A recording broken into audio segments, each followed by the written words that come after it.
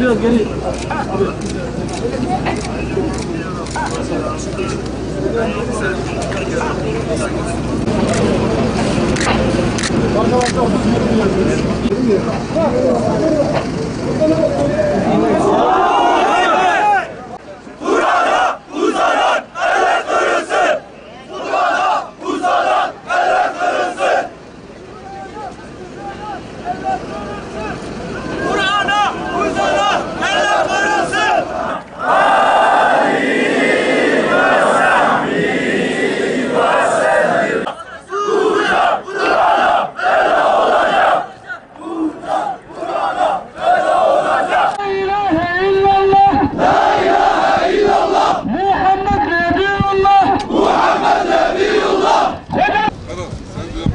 قل هو الله أحد الله الصمد لم يلد ولم يولد ولم يكن له كفوا أحد.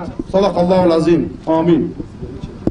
Basına ve kamuoyuna büyük İslam medeniyetinin en güzide şeylerinden biri olan sahabeler ve peygamberler diyarı olan ilimizde Duman grubunun Rezil adlı konserini, bu rezil müzik grubunun İslam'ın en yüce değeri Kur'an-ı Kerim'in İhlas suresindeki lem yelit ve lem yulet sözlerini lem yelit ve lob yutar şeklinde ifade ederek hem kutsal kitabımız Kur'an-ı Kerim'e ve hem de bütün Müslümanları tövbe altında bırakacak şekilde İslami şahsiyete yönelik hakaret içermiştir. Bilinmelidir ki Batı emperyalizmi İslam'a ve onun yüce değeri olan Kur'an-ı Kerim'e saldırırken topyekün İslam dinini hedef almaktadır. Müslüman halka düşmanlığını açık bir şekilde ilan etmektedirler. Bu düşmanlıklarını Irak'ta, Afganistan'da, Pakistan'da ve en son Bangladeş'te defalarca sergilemekte çekinmemişlerdir. Batı emperyalizmi değirmenine su taşımak ve onların maşası konumundaki zavallı ve yerli biçareler ise neye ve kime hizmet ettiklerinin farkında olmaksızın İslam ve Kur'an düşmanlığını yapmaktadırlar.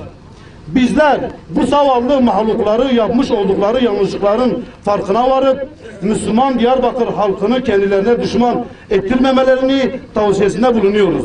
Rezil, duman, Ahmet'ten defol! Rezil, duman, Ahmet'ten defol! Yeryüzündeki hiçbir güç bizi Kur'an-ı Kerim'in ilahı mesajından uzaklaştıramaz.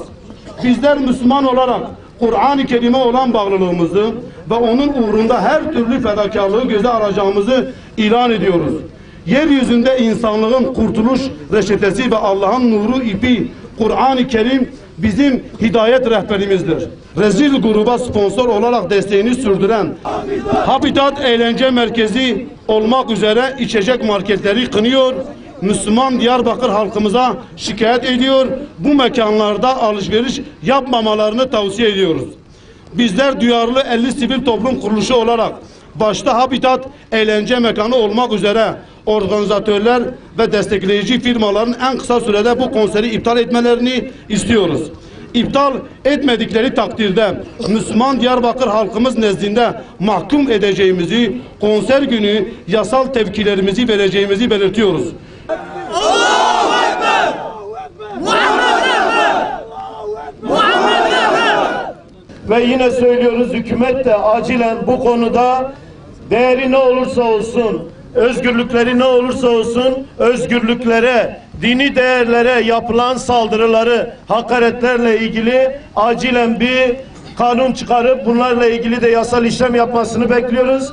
Ve bu konunun takipçisi olacağız. Duman grubu ve Habitat Merkezi, Eğlence Merkezi özür dileyene kadar da bu olayın takipçi olduğumuzu tüm kamuoyuna bildiriyoruz. Hepinize teşekkür ediyoruz.